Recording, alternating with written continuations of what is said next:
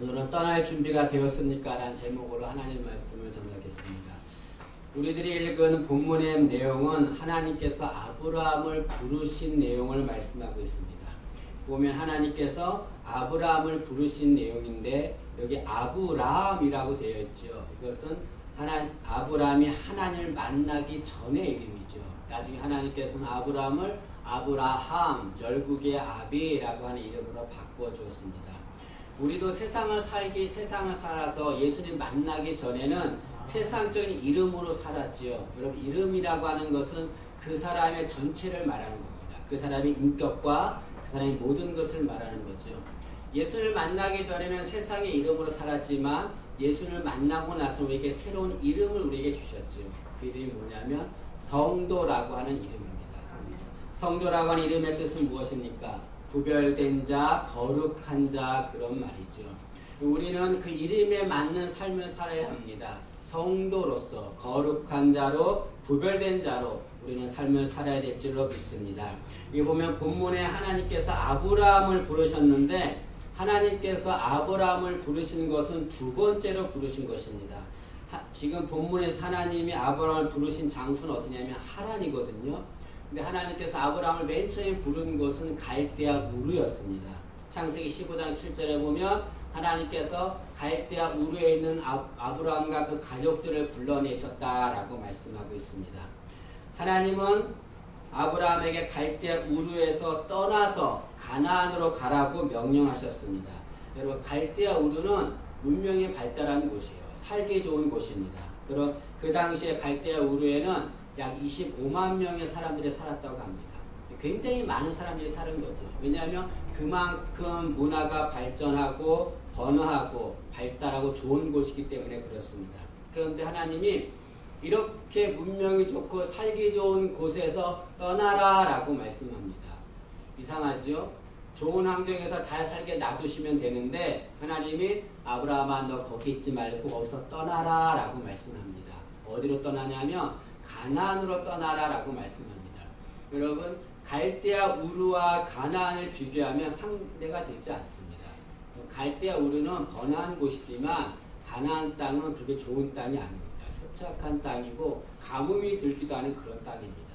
하나님께서 좋은 땅 갈대아 우르를 떠나서 세상 보기에 좋지 않은 땅 가나안으로 떠나라 라고 말씀하고 있습니다. 왜 그렇게 명령하셨을까요? 그것은 하나님께서 아브라함을 통해서 하나님의 역사를 이루시기 위해서 그렇게 하신 것입니다. 여러분, 창세기는 50장까지 되어 있습니다. 그런데 창세기를 두 부분으로 나눕니다. 1장부터 11장, 12장부터 50장 이렇게 나눠요. 그런데 1장부터 11장은 어떤 내용이냐면 인간의 역사에 대한 내용입니다. 인간의 역사에 대한 내용이 어떤 내용입니까? 범죄하고 타락한 내용이죠. 아담과 하와가 선악과를 따먹고 범죄했습니다. 가인이 그 아들, 그 동생 아벨을 살인했습니다. 그리고 인간이 범죄함으로 하나님 홍수 심판을 일으켰습니다. 그리고 창세기 11장에는 인간들이 교만하여 바벨탑을 쌓았습니다. 1장부터 11장까지는 타락의 역사고 범죄의 역사입니다. 그런데 12장부터 50장까지는 하나님의 역사거든요. 하나님께서 그 타락한 인간들을 두시고 하나님이 새로운 역사를 시작합니다. 그 새로운 역사를 누구를 통해서 시작하냐면 아브라함을 통해서 시작하는 거죠. 여기서 하나님께서 아브라함을 들어서 하나님의 새 역사를 이루신 것은 아브라함이 잘나거나 능력이 있어서 그런 것이 아닙니다. 전적인 하나님의 은혜인 거죠. 하나님께서 그 아브라함을 불러서 새 역사를 이루길 원하셨습니다. 그런데 그 아브라함이 살고 있는 갈대아 우르는 어디였냐면 우상을 섬기는 곳이었습니다. 그 당시 갈대아 우르는 달신을 섬겼거든요. 특히 아브라함의 아버지 데라도 우상을 섬기는 자였다라고 말씀하고 있습니다. 그 우상을 섬기는 곳에서는 하나님의 역사를 이룰 수가 없는 거예요. 그래서 하나님께서 그 갈대아 우르를 떠나서 하나님의 역사를 이루기 위해서 가나안으로 떠나라라고 말씀하고 있습니다. 여러분, 신앙인은 하나님의 뜻을 이루며 사는 자들입니다. 그렇게 살아야 합니다. 그러나 하나님의 뜻을 이루기 위해서는 하나님이 원하시는 곳에 있어야 돼요. 잘못된 자리에 있으면 하나님의 뜻을 이룰 수 없습니다. 설령 내가 잘못된 곳이 있다고 한다면 그것을 떠나야 돼요. 그래야 하나님의 역사를 이룰 수가 있습니다. 삼손 얘기를 하겠습니다. 삼손은 하나님께서 당신의 뜻을 이루기 위해서 쓰시는 귀한 사사입니다. 힘이 장사였죠. 힘이 세서 블레셋 사람들이 삼손을 이길 수가 없었습니다. 그런데 그 힘이 센 삼손이 어느 날 블레셋 사람들에게 잡혀서 눈이 뽑혔습니다. 그리고 맷돌을 가는 일을 하게 됐습니다. 어떻게 그런 일이 생겼을까요? 삼손이 잘못된 자리에 있었기 때문에 그렇습니다. 삼손이 어디에 있었습니까? 드릴라라고 하는 여자의 품에 안겨 있었거든요. 드릴라는 블레셋 여인이었고 블레셋 사람들이 고용한 첩자였습니다. 드릴라는 삼손에게 그 힘의 비밀을 알아서 그리고 그 머리를 자르죠. 힘의 비밀이 머리에 있으니까 머리를 잘라서 힘을 잃게 하고 비참한 처지를 만들었습니다. 그리고 삼손이 드릴라라고 하는 그 자리에 없었다라고 한다면 그는 하나님의 뜻을 이루는 귀한 사사로 쓰임 받았을 것입니다. 그러나 삼손은 잘못된 자리에 있었어요. 그렇기 때문에 눈이 뽑히고 블레셋의 노예가 되는 그런 비참한 모습이 되었습니다. 우리도 마찬가지입니다. 여러분, 내가 있는 곳이 어디입니까? 여러분, 내가 보기에 좋은 환경이고 좋은 자리를 알지라도 하나님 보시기에 좋은 곳이 아니면 그것을 떠나야 돼요. 그래야 하나님께서 우리를 통해서 새 역사를 이룰 줄로 믿습니다. 하나님께서 아브라함에게 갈대아 우르를 떠나 가나안으로 가라고 말하자 아브라함과 그 가족들은 갈대아 우르를 떠납니다. 그리고 가나안으로 향해요. 그런데 가나안으로 가다가 도중에 하란이라고 하는 곳에 멈춥니다. 거기서 안주하게 돼요. 그 아브라함과 가족들이 그 하란에 머물게 한 이유는 무엇이냐면 그곳이 너무나 살기 좋은 곳이었어요. 갈대아 우르만큼 살기 좋은 곳이었습니다. 아브라함과 그 가족들은 하나님만을 바라보고 가나안을 가야 되는데 하나님 바라보지 않았어요. 환경을 바라봤습니다. 환경을 바라보니까 하나님 명령을 잊어버리고 하나님의 뜻을 잊어버리고 그 하란에 안주하며 살게 되는 거죠. 그런데 그 아브라함과 가족들이 하란에 안주하게 한 사람이 있습니다. 그 사람이 누구냐면 데라예요. 데라. 아브라함의 아버지 데라입니다. 여러분, 우리 읽지 않았지만 창세기 11장 31절에 보면 데라가 그 가족들을 이끌고서 가나안으로 갑니다. 그런데 창세기 10장 31절에는 그 가족들 이끄는 주체가 데라로 되어 있습니다. 11장 31절을 보시죠. 여기 보면 데라가 그 아들 아브라함과 하란의 아들인 그의 손자 롯과 그의 며느리 아브라함의 아내 사레를 데리고, 여기 보니까 데라가 누구라고 그랬습니까? 그 아들 아브라함, 그의 손자 롯, 그의 며느리 사레. 다 주체가 누구로 되어 있냐면 데라로 되어 있습니다. 다시 말하면 데라가 아브라함과 그 가족들을 데리고 가나안으로 가다가 하란이 좋아서 하란에 멈추게 한 거지요. 여러분, 데라라고 하는 이름의 뜻은 연기하다, 미루다 그런 뜻입니다. 분명히 데라도 하나님의 말씀을 받았습니다. 그리고 하나님의 말씀을 바꿔서 가나안으로 향해 갔어요. 그러나 그는 가다가 하란을 보고서 거기에서 안주한 거지요. 멈추고 미룬 거지요. 하나님의 뜻을 연기하고 하나님의 뜻을 미루고 만 것입니다. 그렇기 때문에 하란에 안주하고 가나안에 가지 못하는 거지요. 여러분, 우리에게도 데라와 같은 신앙인이 있습니다. 데라처럼 하나님의 말씀을 받았어요. 하나님의 말씀을 받고서 열심을 다해서 그 말씀을 살려고 노력을 합니다. 그러나 끝까지 그 말씀을 살지를 못해요. 왜냐하면 우리 안에 데라가 있기 때문에. 데라. 하나님 말씀을 연기하고 미루고 환경을 바라보고 좋은 곳을 바라보는 이 데라가 우리에게 있기 때문에 끝까지 하나님 명령에 순종하지를 못합니다. 여러분, 하나님을 만나기 위해서는 우리 마음속에 있는 데라, 이것이 죽어야 돼요. 이거 죽지 않으면 절대로 하나님 명령에 순종할 수 없습니다. 가나안 땅, 젖과 꿀이 흐르는 가나안 땅에 들어갈 수 없습니다. 여러분, 창세기 11장 32절에 보면 데라가 205세에 죽는 기록이 나옵니다. 그런데 데라가 죽고 나서 11장 32절 지나고 12장 1절에 곧바로 하나님께서 아브라함을 찾으신 사건이 나옵니다. 이것은 뭘 말합니까? 데라가 죽은 다음에 하나님이 아브라함을 부르신 거예요. 다시 말하면 우리가 어떻게 하면 하나님을 만날 수 있는가? 우리 마음에 있는 데라, 이것이 죽어야 돼요. 이것이 죽어야 하나님을 만날 수가 있습니다. 하나님을 만나고 하나님의 뜻을 살기를 원한다 할지라도 내 마음속에 데라가 있으면, 옛사람 있으면 절대로 하나님 만날 수가 없습니다. 여러분, 우리 마음속에 있는 데라가 무엇입니까? 물질입니까? 명예입니까? 권력입니까? 이 데라가 내 마음속에 나의 주인 되어 있으면 제대로 하나님 만날 수가 없는 거죠. 하나님은 아브라함에게 찾아오셨습니다. 찾아오셔서 대뜸 뭐라고 하셨냐면 아브라함아 너는 너의 고향과 친척과 아비의 집을 떠나야 된다. 떠나라 라고 말씀하고 있습니다. 여기서 떠나라 라고 하는 것은 돌아올 생각을 하지 말고 완전히 떠나라 그런 말입니다. 그런데 이 당시 하나님의 명령을 받은 아브라함은 하나님의 명령대로 뜻을 하나님의 명령대로 순종하기 어려운 상황이 있었습니다. 두 가지의 상황인데요. 첫째는 뭐냐면 하나님께서 아브라함에게 가야 할 정착지를 말씀하지 않았습니다.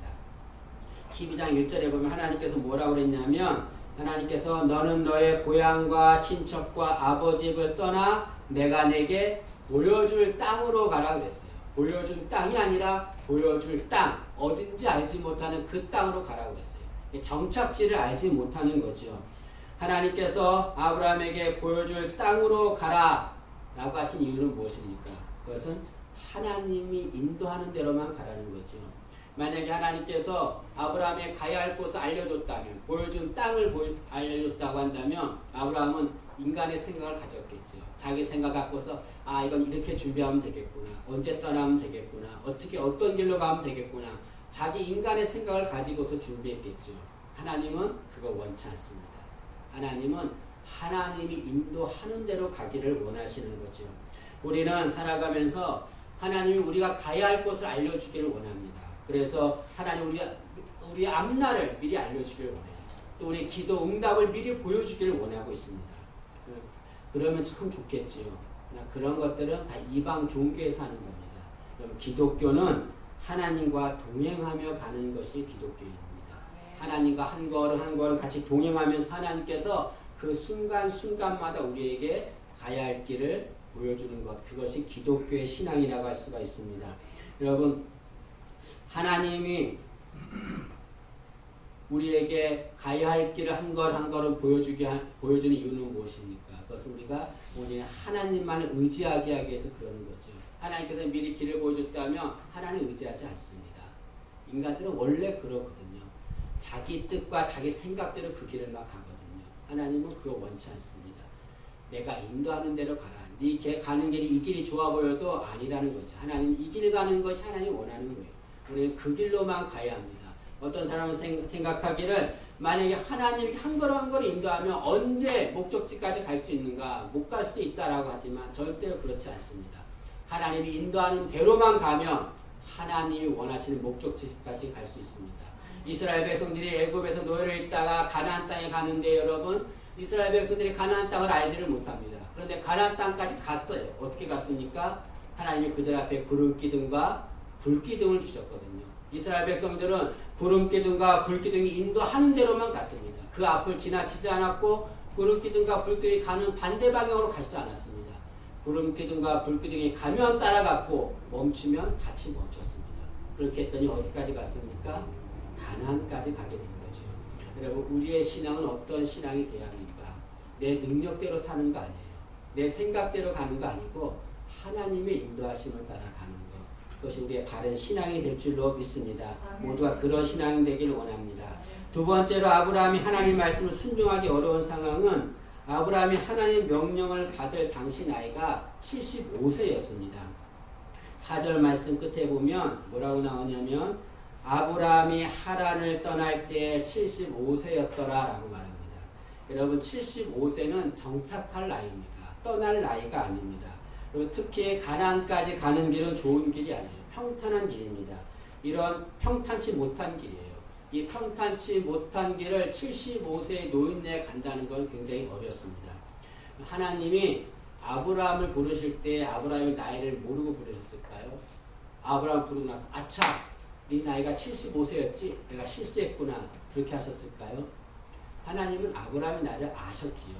아셨음에도 불구하고 하나님은 아브라함을 부르셨습니다. 그 이유가 무엇입니까? 하나님은 숫자를 못 세요. 하나님은 산수를 못합니다. 하나님은 우리의 나이를 보지 않습니다. 하나님 우리의 능력을 보지 않습니다. 하나님 무엇만을 보냐면 하나님의 나라를 위해서 그 사람이 쓰임받을 수 있는가 없는가, 그것만을 보는 거죠. 만약에 아브라함이 능력 있고 젊은 나이에 있을 때 하나님이 아브라함을 불렀다고 한다면 아브라함이 어떤 생각을 했을까요? 아, 내가 하나님이 일을 한 것은 내가 능력 있고 잘났기 때문이야. 내가 젊었고 힘이 있기 때문에 내 힘으로 일을 한 것이야 라고 교만을 떨었겠지요. 하나님은 그걸 원치 않습니다.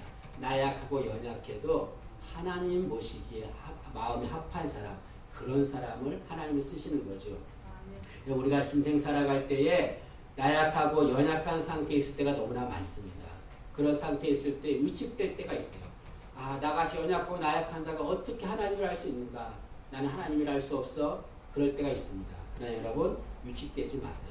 위축되지 말고 하나님만 바라보세요. 하나님께서 우리가 하나님의 마음에 합하면 우리의 나이가 어떻든, 우리의 환경이 어떻든, 우리의 능력이 있든 없든 그거 보지 않고 우리를 사용할 줄로 믿습니다. 여러분, 우리의 자녀들도 마찬가지입니다. 여러분, 우리 자녀들의 앞날에 대한 걱정이 있잖아요. 앞날들의 걱정에서 우리가 정말로 기도해야 될 것은 무엇입니까? 우리 자녀들이 하나님 보시기에 합한 자가 되게 해달라고 기도해야 됩니다.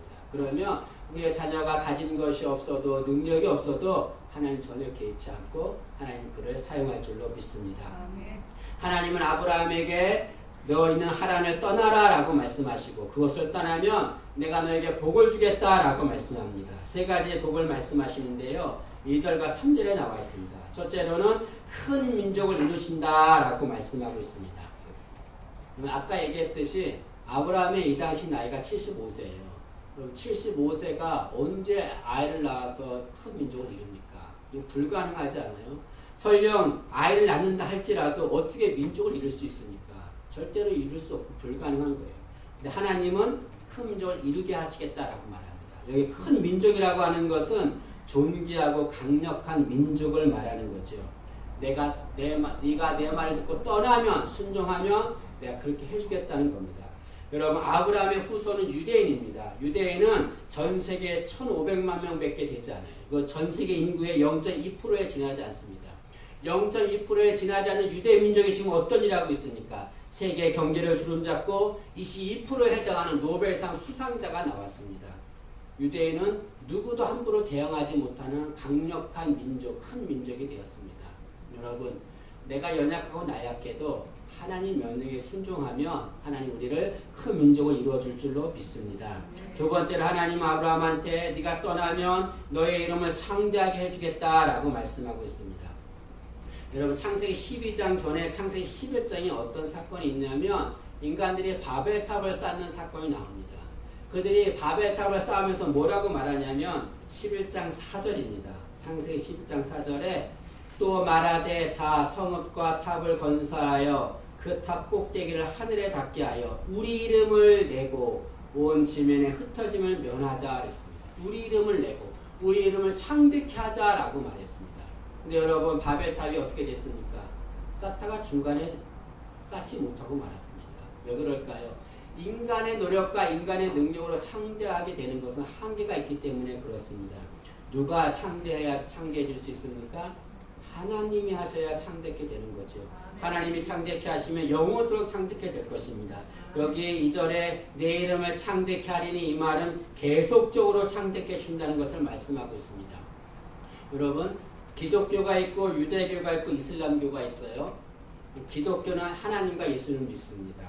유대교는 하나님만 믿어요. 이슬람교는 알라를 믿습니다. 다 믿는 신이 달라요.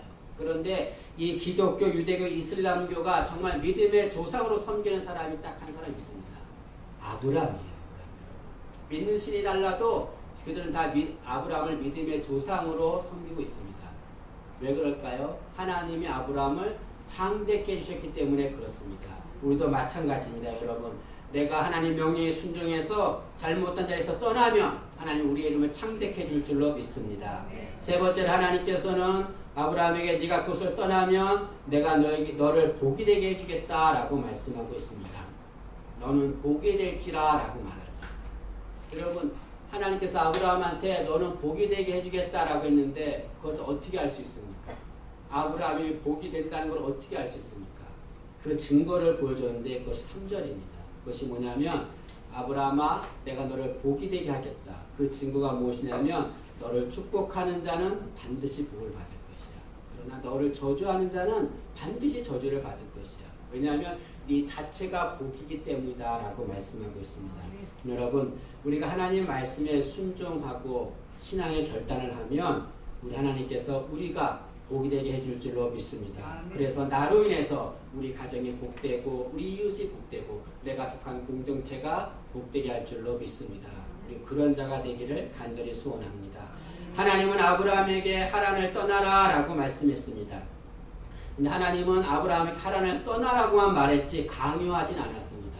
하란을 떠나고 안 떠나고는 아브라함의 결정에 달려있는 거죠.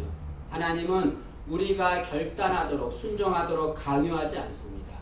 여러분, 신앙의 결단은, 신앙의 순종은 내가 하는 거예요. 내가 해도 되고 하지 않아도 됩니다. 그러나 그것에 대한 책임도 내가 지는 거죠.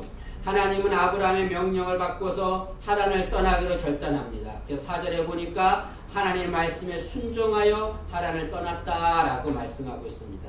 여러분, 아브라함이 떠나는 곳이 어디라고 그랬습니까? 보여줄 땅이에요. 알지 못하는 땅입니다. 그 땅을 아브라함은 하나님의 말씀에 순종해서 갔습니다.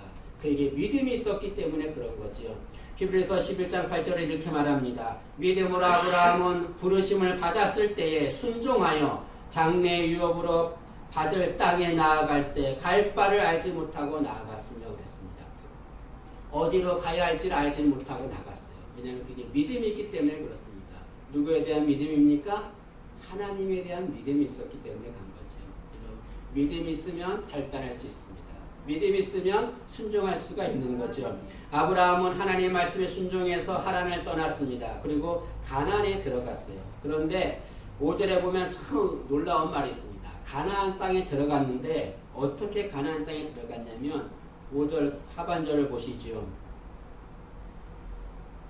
5절 아예 읽겠습니다. 아브라함이 그의 아내 사레와 조카 롯과 하란에서 모은 모든 소유와 얻은 사람을 이끌고 가나안 땅으로 가려고 떠났더니 어떻게 됐습니까? 마침내 가나안 땅에 들어갔더라라고 말씀하고 있습니다. 가나안 땅에 어떻게 들어갔다고 그랬습니까? 마침내 들어갔다고 했습니다. 이 마침내가 중요합니다. 마침내 들어갔다는 것은 뭘 말합니까? 하나님께서 들어가도록 도우셨다는 걸 말하는 거죠. 그리고 하란에서 가나안까지 약 480km 정도가 됩니다. 평탄치 않은 곳이에요. 가나안까지 가려면 물을 건너야 하고 광야를 지나는 어려움이 있어야 합니다. 많은 어려움이 있었지만 그 어려움이 있음에도 불구하고 아브라함은 가나안 땅에 들어갈 수 있었습니다. 어떻게 그렇게 됐습니까? 하나님이 도우셨기 때문에 그렇죠. 마침내 가나안 땅에 들어가게 하시는 겁니다. 여러분, 우리가 신앙생활 할 때에 하나님 말씀에 순종할 때에 많은 방해 세력이 있습니다. 영적으로 가나안 땅 가는 동안에 많은 어려움이 있어요. 사탄의 방해도 있습니다. 가족의 방해도 있습니다. 환경의 방해도 있습니다. 그런 방해가 있다 할지라도 절대로 중대에 포기하지 않고 끝까지 가면 하나님께서 마침내 가나안 땅에 들어가게 할 줄로 믿습니다. 아멘. 설교할 때 개인적인 얘기를 하면 좋지 않지만 제가 오늘 제 할머니 얘기를 좀 하겠습니다. 제 할머니는 젊을 때 무당을 따라다니면서 장구 치던 분이었어요. 그래서 그 당시에 무당 따라다니면서 장구 치는 돈을 많이 벌었습니다. 또 한 명이 장구를 잘 쳤나 봐요. 그 무당이 할머니에게 막 신내림 받으라 뭐 그런 얘기도 했습니다. 그런데 손자인 제가 이제 신학을 하고 주례를 하잖아요. 그래서 할머니께서 손자가 주례를 하니까 교회 가야겠다 그런 마음이 생긴 거예요. 그런데 두려움이 있었습니다. 왜냐하면 이 종교를 바꾸면 집안에 우환이 생긴다는 그런 두려움이 있었어요. 그래도 할머니께서 결단하고 교회를 나가셨어요. 교회를 나가는데 힘들었죠, 신앙생활은. 잠잘 때마다 악몽을 꾸고 신기하게도 교회 가려고 하면은 다리가 굳어요. 움직이지는 못해요. 목사님 와서 기도해주면 풀려서 교회 가고 막 그랬습니다. 그거를 막 1년가량 그렇게 한 거예요. 그래도 할머니가 포기하지 않고 계속 교회를 나갔습니다. 그리고 나서 그 모습을 보고 저희 어머니도 괜찮구나 하고서 같이 교회를 나가게 되는 거죠. 할머니가 포기하지 않고 끝까지 신앙 결단하고 믿음을 지키니까 마침내 주님께서 할머니를 하나님의 자녀로 삼아 주신 거죠. 저희 할머니가 올해 92살입니다. 재작년에 구순잔치를 했는데 교회에서 했어요. 교회에서 했는데 교회에서 구순 생신을 했는데 전교회라고 같이 했습니다. 출장 뷔페를 불러가지고 점심을 출장 뷔페라고 사람들에게 축하를 받았습니다. 그리고 그 날에 제가 오후 예배 때 남성교회 헌신 예배 설교를 하러 갔습니다. 할머니께서 그날 기분이 너무나 좋으셨어요. 막 춤을 췄습니다. 여러분 지난날의 할머니의 모습을 보세요. 여러분 지난날에 무당 따라하면서 장구 치던 일을 했습니다. 세상적으로 보면 좋지 않은 모습이었죠. 신앙적으로도 좋지 않은 모습이었습니다. 그러나 결단하고 끝까지 하나님 믿으니까 하나님이 어떻게 했습니까? 마침내 가나안 땅에 들어가게 하신 거죠. 그날은 정말 감격적이고 은혜로운 순간이었습니다. 여러분 우리도 그렇게 할 수가 있는 거죠. 우리가 하나님 명령에 순종해서 나의 잘못된 자리를 떠나면 하나님께서 내가 끝까지 포기하지 않고 주의 말씀에 순종하면 하나님께서 우리를 마침내 가나안 땅에 인도할 줄로 믿습니다. 지금 힘들고 어려워도 이것으로 끝나는 거 아닙니다. 여러분 우리 앞에 가나안 땅이 있어요. 끝까지 순종함으로 그 길을 가기를 원합니다. 하나님 우리에게 지금 말씀하고 있습니다. 너는 내가 의지하는 곳에서 떠날 수 있느냐? 너의 잘못된 자리에서 떠날 수 있느냐라고 말합니다. 네가 그 자리를 떠나면 내가 너를 통해 새 역사를 이룰 것이다 라고 말씀하고 있습니다. 우리는 생각하기에 내가 있는 곳을 떠나면 큰 어려움이 있을 것이라 생각하지만 아니요. 오히려 그것을 떠나면 하나님이 더욱더 큰 복을 줄 줄로 믿습니다. 여러분에게 묻습니다. 하나님의 말씀에 순종하여 떠날 준비가 되어 있습니까? 아브라함처럼 순종하고 신앙의 결단을 하고 아무리 어려워도 믿음으로 나의 잘못된 자리를 떠나서 큰 복을 받는 우리가 되기를 간절히 소원합니다.